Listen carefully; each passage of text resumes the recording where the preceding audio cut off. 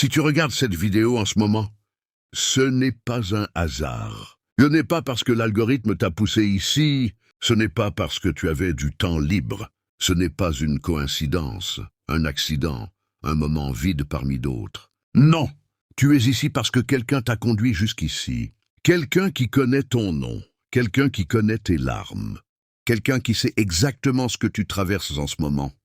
Ces doutes que tu n'as jamais dit à voix haute, ces prières que tu as murmurées dans le noir, et ces nuits où tu t'es demandé si tout cela avait encore un sens. Et ce message n'est pas pour tout le monde. Certains vont cliquer et passer à autre chose. Certains vont écouter sans entendre. Certains vont regarder sans voir. Mais toi, si tu es encore là, si quelque chose dans ton cœur t'a dit « Reste, écoute », ce message te concerne. Alors tu fais partie de ceux que Dieu a préparés pour recevoir ce qu'il s'apprête à te dire. Les élus ne sont pas les parfaits. Les élus ne sont pas ceux qui n'ont jamais failli, jamais douté, jamais pleuré. Les élus, ce sont ceux qui ont choisi de revenir, encore et encore, malgré tout. Et si tu es là ce soir, si tu lis ces mots, si tu entends cette voix, c'est parce que tu as choisi de revenir. Une fois de plus, et Dieu a quelque chose à te dire. Alors arrête tout, pose ce que tu faisais. Ferme les portes de ton esprit à tout ce qui peut t'attendre. Parce que les prochaines minutes vont changer quelque chose en toi. Peut-être tout. Laisse-moi te parler. Pas à travers une religion. Pas à travers une doctrine froide. Pas à travers une liste de règles gravées dans la pierre. Je veux te parler à toi, directement, comme je parlais à Abraham sous les étoiles. Comme je parlais à Moïse devant le buisson ardent. Comme je parlais à David dans les champs, alors qu'il n'était encore qu'un berger que personne ne remarquait. Tu te souviens de David? Tout le monde regardait ses frères. Ils étaient grands, forts, impressionnants. Quand Samuel est arrivé pour choisir le futur roi d'Israël, personne n'a pensé à appeler le petit, le plus jeune, celui qui s'occupait des moutons, pendant que les autres se donnaient en spectacle. Mais moi je regardais son cœur. Et aujourd'hui, je te regarde, toi. Pas ta réussite, pas ton apparence, pas le nombre de personnes qui t'admirent ou te suivent. Pas la façade que tu montres au monde. Je regarde ton cœur, et ce que je vois, ce n'est pas ce que les autres voient. Les autres voient peut-être quelqu'un qui lutte, quelqu'un qui ne s'en sort pas encore, quelqu'un qui a essayé et échoué encore et encore, quelqu'un qui sourit le matin et qui pleure le soir, quelqu'un qui aide tout le monde autour de lui, mais qui, dans le silence de la nuit, se demande qui va l'aider, lui. Mais moi, je vois autre chose. Je vois une âme qui tient bon. Je vois une foi qui refuse de mourir, malgré tout ce qui s'est passé. Je vois un être humain qui a traversé des tempêtes qui auraient brisé beaucoup d'autres, et qui est encore debout, peut-être épuisé, peut-être abîmé, peut-être avec des cicatrices que personne ne voit, mais debout. Et ça, pour moi, c'est tout. Tu te rappelles ce soir-là? Ce soir où tu étais seul dans le noir, et tu as dit, peut-être à voix haute, peut-être dans ton cœur, Dieu, si tu existes vraiment, si tu m'entends, je t'en supplie, fais quelque chose. Tu te souviens de ce soir-là? Et j'étais là.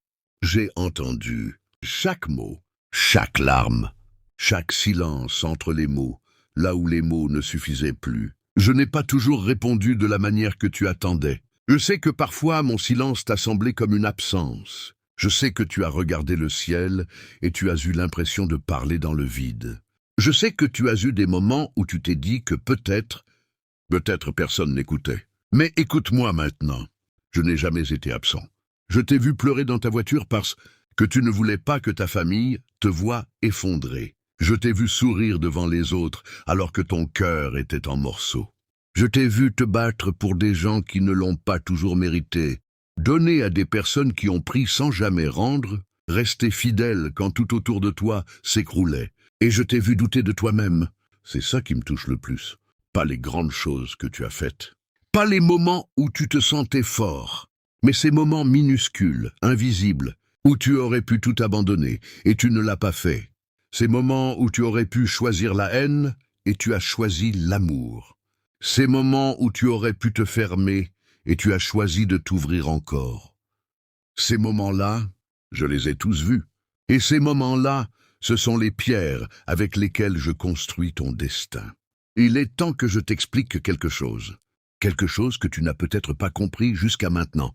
Quelque chose que j'ai voulu te dire depuis longtemps, mais que tu n'étais pas encore prêt à recevoir. Ta douleur a une raison. Je sais ce que tu penses en ce moment. Tu penses, facile à dire. Tu n'as pas vécu ce que j'ai vécu. Et tu as raison, personne ne peut mesurer exactement ce que tu as traversé. Chaque douleur est unique, chaque blessure a sa propre profondeur. Mais écoute-moi, il y a une vérité dans les Écritures que beaucoup de gens lisent sans vraiment l'entendre. C'est dans la lettre de Paul aux Romains au 8e chapitre. Et Paul, qui savait ce qu'est la souffrance, lui qui a été emprisonné, battu, abandonné, naufragé, trahi, Paul dit ceci. Nous savons que toute chose concourt au bien de ceux qui aiment Dieu. Toutes choses, pas les belles choses seulement, pas les moments de gloire, pas les réussites et les victoires. Toutes choses, la trahison qui t'a brisé le cœur, elle concourt à ton bien. La porte qui s'est fermée alors que tu avais tout donné pour passer, elle concourt à ton bien. La relation qui s'est terminée, l'emploi que tu as perdu, la maladie qui t'a arrêté net, le deuil que tu portes encore, la solitude que tu ressens parfois même entouré de personnes. Tout cela concourt à quelque chose. Mais pour comprendre comment, il faut que je te parle d'une vérité que peu de gens acceptent vraiment.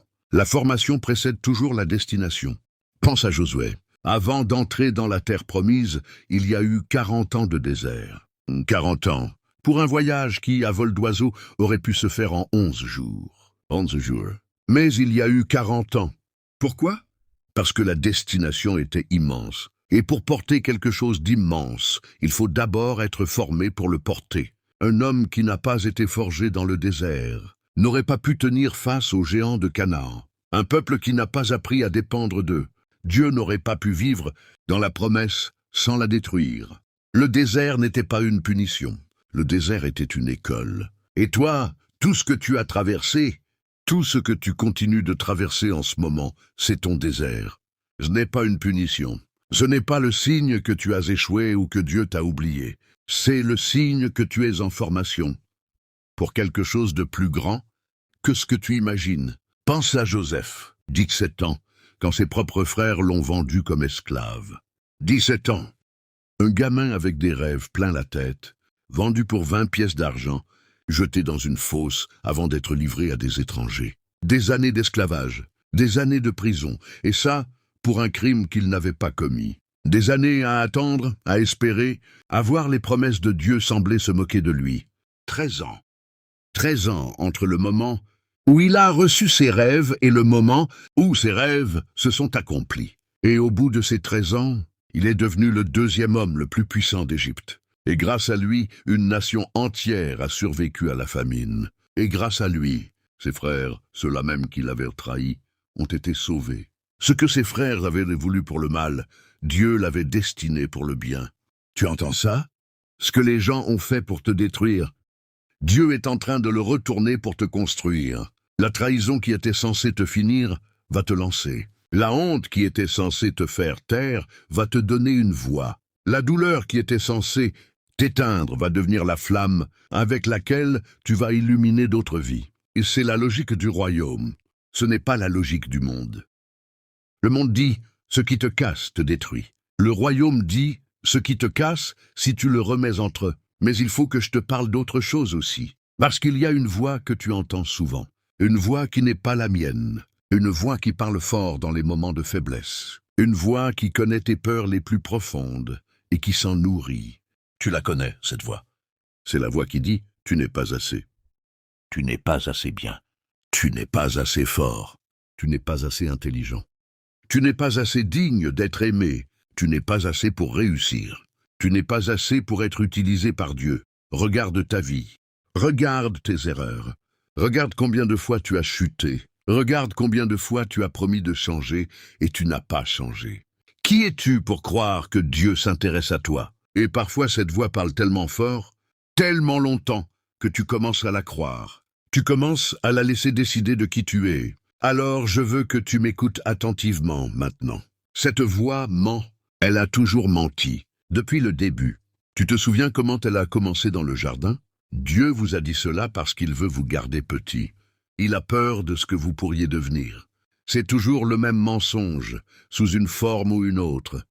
Le mensonge qui dit que tu es moins que ce que tu es. Le mensonge qui dit que Dieu t'a oublié, ou pire, qu'il ne t'a jamais vraiment vu.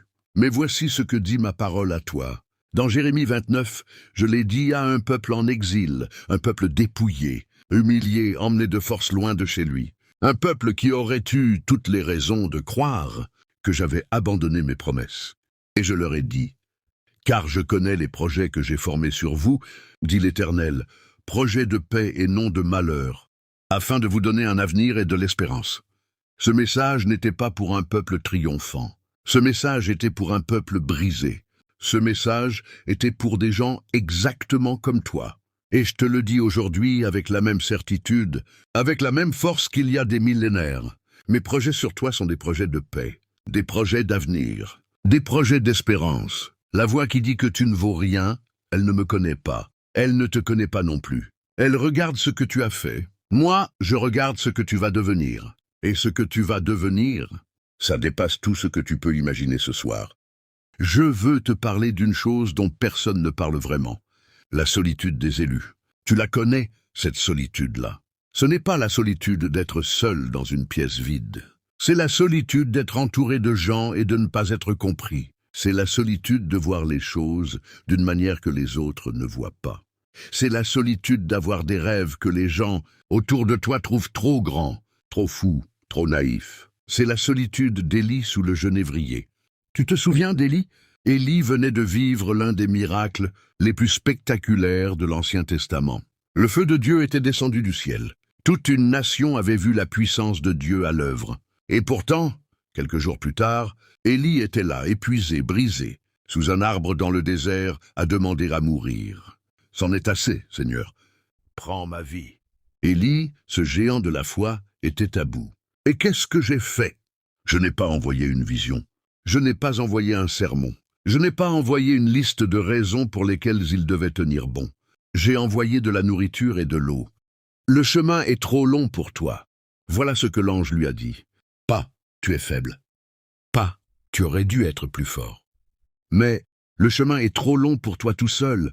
Alors mange, repose-toi, parce que tu as encore de la route devant toi. » Et après ce repos, Élie a marché 40 jours jusqu'à la montagne de Dieu.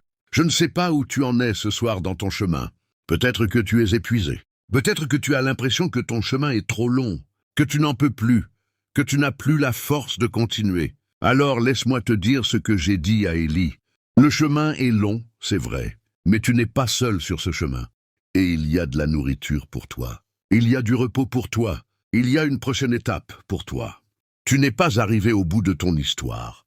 Et la solitude que tu ressens, cette solitude particulière d'être quelqu'un que le monde ne comprend pas encore, c'est souvent le signe que tu es en avance sur ton temps. Les visionnaires ont toujours été seuls avant que le monde les comprenne. Abraham a quitté son pays seul, sans savoir où il allait. Noé a construit une arche pendant que les gens se moquaient. Joseph a gardé ses rêves même dans sa prison. Esther a gardé son identité même dans le palais du roi. La solitude des élus n'est pas une punition.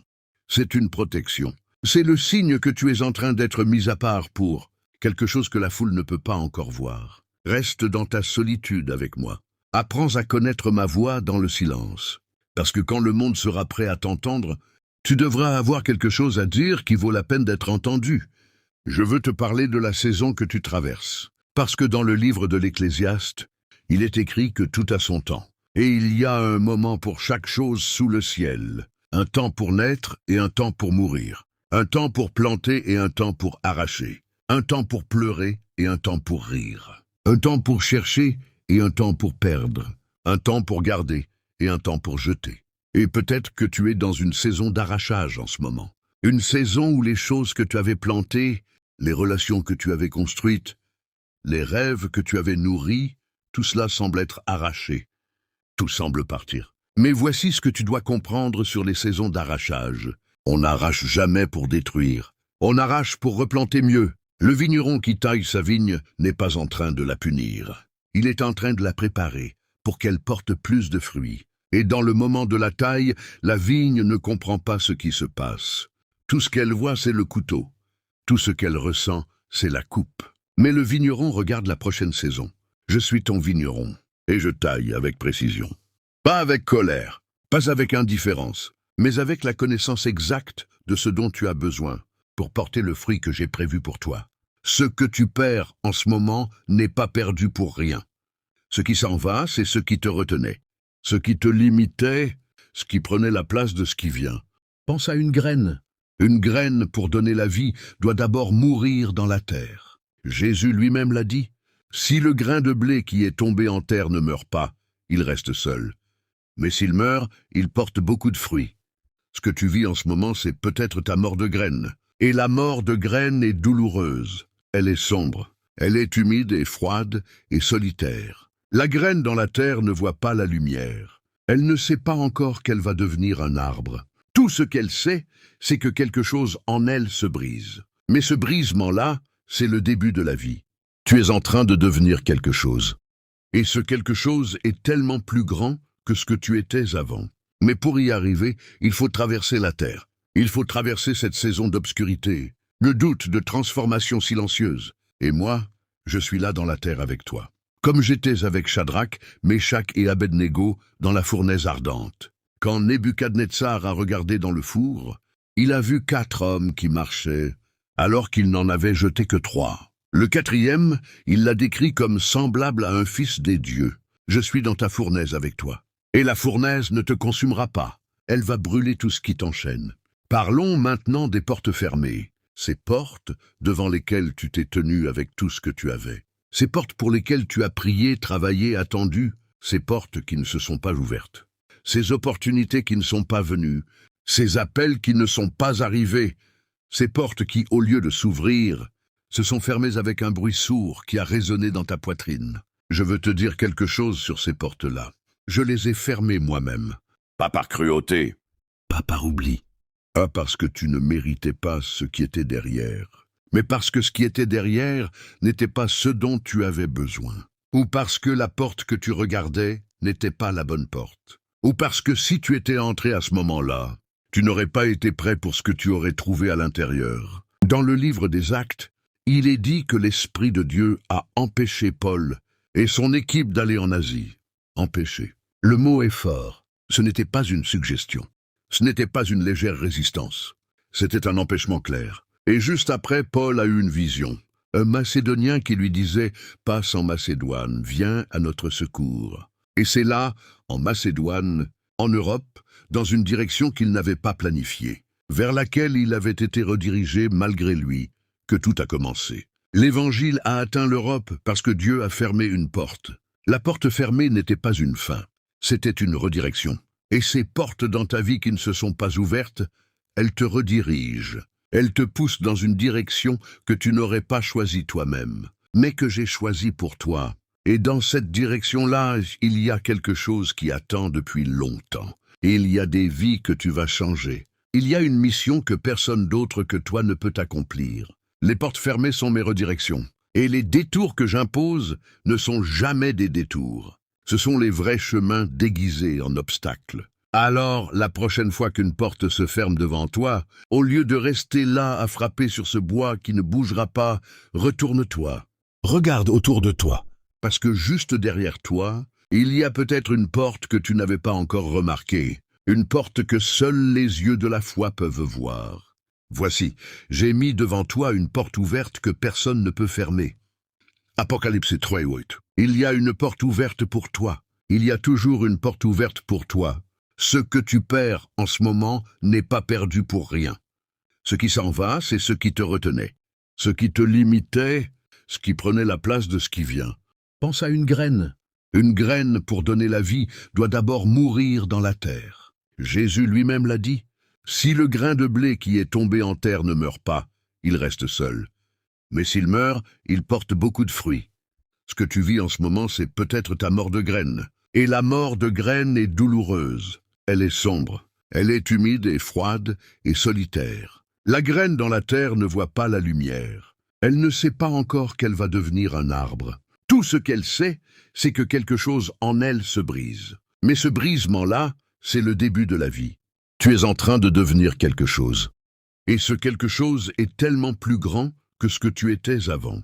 Mais pour y arriver, il faut traverser la terre. Il faut traverser cette saison d'obscurité, de doute, de transformation silencieuse. Et moi, je suis là dans la terre avec toi. Comme j'étais avec Shadrach, Meshach et Abednego dans la fournaise ardente. Quand Nebuchadnezzar a regardé dans le four, il a vu 4 hommes qui marchaient, alors qu'il n'en avait jeté que 3. Le 4e, il l'a décrit comme semblable à un fils des dieux.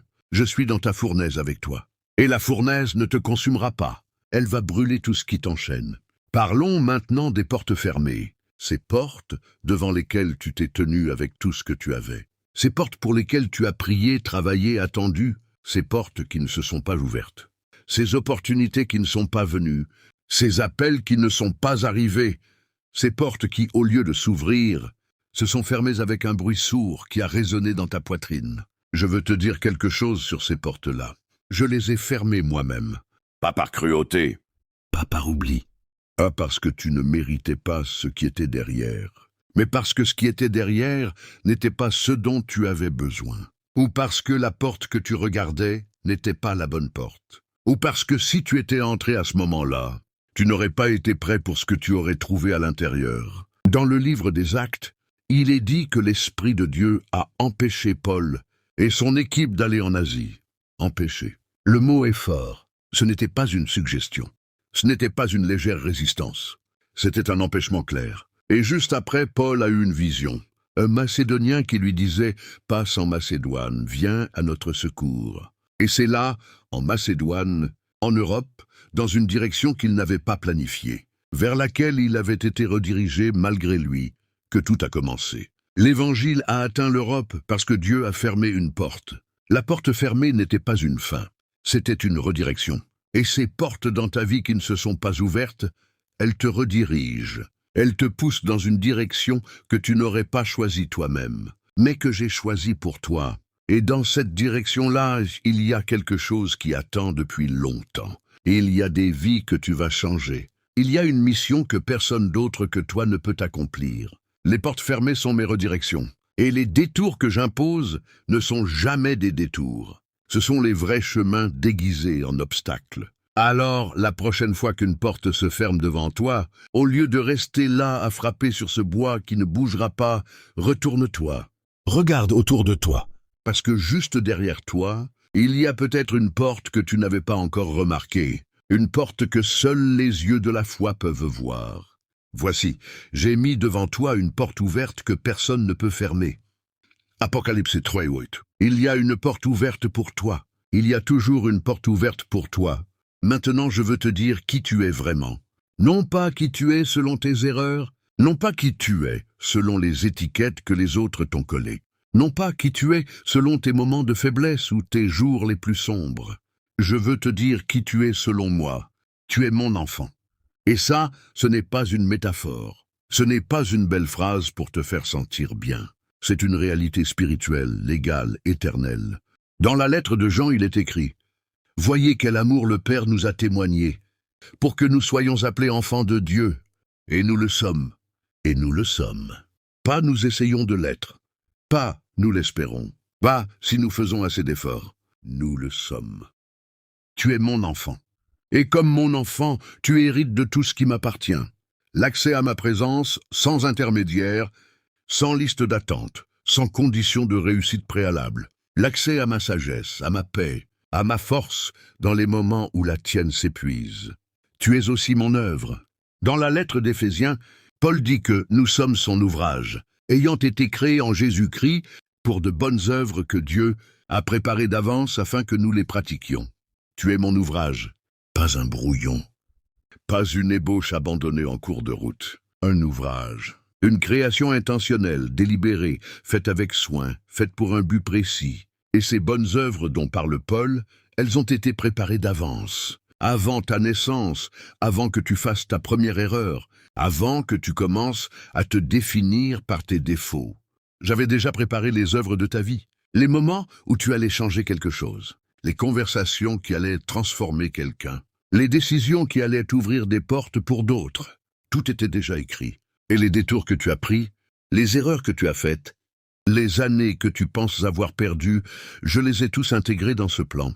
Ma souveraineté n'est pas déstabilisée par tes faux pas. Mon plan n'est pas annulé par tes échecs. Je suis assez grand pour utiliser même tes erreurs au service de ta destinée.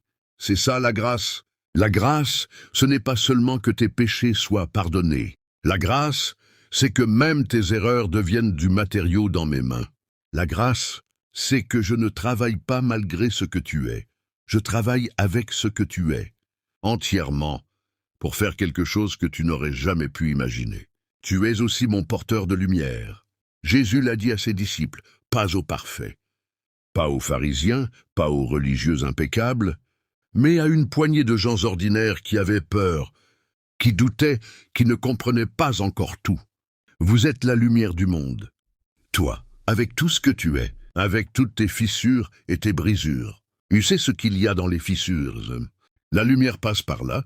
Je veux te dire quelque chose sur ce qui vient, parce que tu attends depuis longtemps. Et l'attente a été dure. Et peut-être que tu commences à te dire que ce que tu espères ne viendra peut-être jamais. Que la vie que tu imagines n'est qu'un rêve. Que la transformation que tu désires n'est pas pour toi. Écoute-moi. Il y a un moment dans chaque histoire que j'écris où tout bascule. Pour Abraham, ce fut le moment où il leva le couteau au-dessus de son fils. Au moment le plus extrême, au moment où tout semblait perdu, où la promesse elle-même semblait se retourner contre elle-même. À ce moment précis, j'ai dit « Arrête ». Et c'est là qu'est arrivée la bénédiction la plus grande. Pour Jacob, ce fut la nuit où il a lutté avec moi jusqu'à l'aube. Il n'a pas lâché, même quand sa hanche a été déboîtée, même quand son corps n'en pouvait plus. Il a continué de tenir. Et au matin, il avait un nouveau nom. Il avait une nouvelle identité. Il était devenu Israël, celui qui a lutté avec Dieu et qui a été vainqueur. Pour toi, ce moment arrive. Je ne peux pas te dire quand. Je ne peux pas te donner une date. Mais je peux te dire avec certitude qu'il arrive. Parce que tout ce que j'ai permis dans ta vie jusqu'ici, tout ce que j'ai utilisé, tout ce que j'ai façonné, c'était pour te préparer à ce moment. Le moment où tout bascule n'arrive pas quand on est au sommet. Il arrive souvent quand on est à bout. Quand on n'a plus rien à offrir que sa foi nue, dépouillée de tout le reste. Quand on n'a plus que ce oui fragile, tremblant, à peine audible, mais sincère. Ce oui-là est tout ce dont j'ai besoin. Parce que ma puissance, dit Paul, s'accomplit dans la faiblesse. Ma gloire brille le mieux sur le fond de ton humilité. Mes miracles sont les plus visibles quand la situation humaine est la plus impossible. Tu te souviens de Lazare? Je suis arrivé quand il était dans le tombeau depuis 4 jours. Pas 2 jours, pas un jour. 4 jours. Pour que personne ne puisse dire que c'était une coïncidence. Pour que personne ne puisse dire que peut-être il n'était pas vraiment mort. Quand je suis arrivé, tout le monde pleurait. Tout le monde disait que c'était trop tard. Et moi j'ai dit, Lazare sort. Rien n'est trop tard pour moi. Aucune situation n'est trop avancée. Aucune porte n'est trop fermée. Aucun rêve n'est trop mort. Aucune relation n'est trop brisée. Aucun avenir n'est trop compromis. Pour toi ce soir, je dis, sors. Sors de ce tombeau de doute. Sors de ces pensées qui te disent, Gana, que c'est trop tard, que tu es trop vieux, trop brisé, trop abîmé. Sors de cet espace d'enfermement qui t'a fait croire que ta vie s'arrêtait là. Tu n'es pas mort. Tu n'es pas fini, et ton histoire n'est pas terminée. Il y a quelque chose que tu portes en toi depuis toujours. Une mission, un appel, quelque chose d'unique.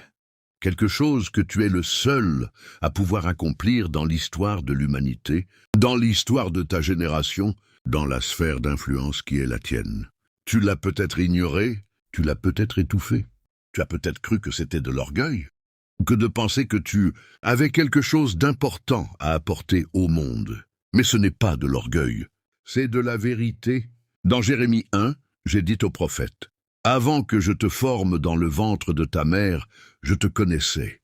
Avant que tu sortes de son sein, je t'avais consacré. Avant ta naissance. Avant que tu aies fait quoi que ce soit, bien ou mal. Avant que tu puisses mériter ou démériter. Avant tout, je t'avais déjà choisi. Je t'avais déjà consacré. Et cette consécration-là ne dépend pas de ta perfection. Elle dépend de ma souveraineté. Je ne choisis pas les parfaits.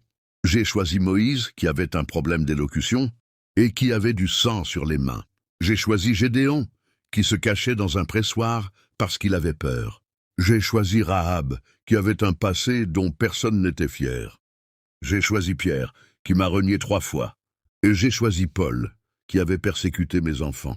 Je ne choisis pas selon les apparences, je choisis selon le cœur. Et toi que j'ai conduit jusqu'à ce message ce soir, toi dont le cœur cherche quelque chose de vrai, quelque chose de plus profond que la surface, tu as ce que je cherche.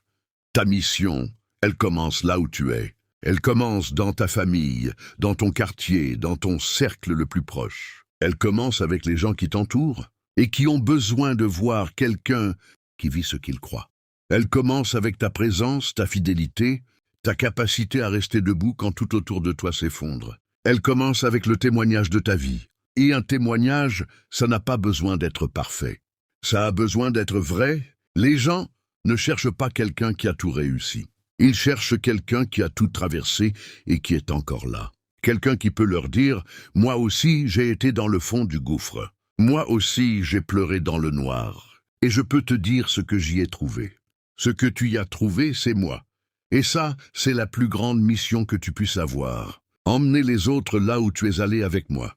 Je veux finir avec quelque chose de concret. Parce que les beaux mots sans action ne changent pas une vie. Et ce que je veux pour toi, ce n'est pas une belle émotion qui dure le temps d'une vidéo. Ce que je veux pour toi, c'est une transformation qui dure. Alors voici ce que je te demande. Premièrement, crois avant de voir. C'est peut-être la discipline la plus difficile dans ta vie de foi. Tout ce que tu as été formé à faire, à l'école, dans le monde professionnel, dans la culture dans laquelle tu vis, tout t'a dit de d'abord voir, puis croire. D'abord l'épreuve, ensuite la confiance. D'abord les résultats, ensuite l'investissement. Mais le royaume fonctionne à l'inverse.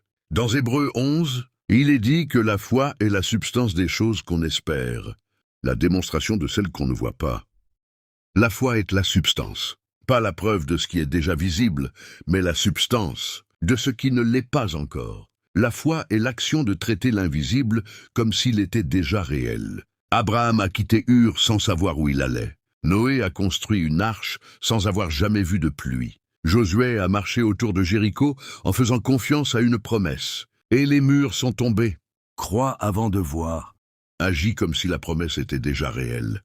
Parce que dans le royaume, l'action de la foi précède la manifestation de la promesse. Deuxièmement, garde ta bouche alignée avec ta foi. Les mots ont un pouvoir que peu de gens comprennent vraiment. Il est écrit dans les Proverbes, « La mort et la vie sont au pouvoir de la langue. » Et dans la Genèse, j'ai créé le monde par ma parole. J'ai parlé la lumière dans l'obscurité. J'ai parlé l'ordre dans le chaos. Tu es fait à mon image. Ce que tu confesses avec ta bouche façonne ce que tu vis. Quand tu dis continuellement « je ne suis pas capable », ça ne marchera jamais pour moi. Je suis toujours malchanceux. Tu ne décris pas simplement une réalité.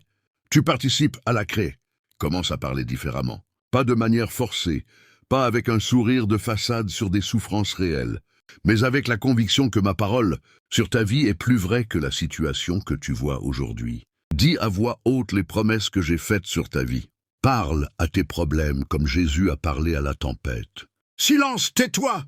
Troisièmement, reste dans ma présence. Ce n'est pas une injonction religieuse, c'est une invitation. La présence, ça se construit dans les petits moments, dans ces minutes du matin où, avant de regarder ton téléphone, tu prends le temps de me dire bonjour. Dans ces secondes de gratitude avant de manger. Dans ces instants du soir où, au lieu de t'endormir dans le bruit, tu te tais et tu écoutes. Je suis dans le silence. Pas dans le spectaculaire uniquement. Je suis dans le murmure doux et subtil.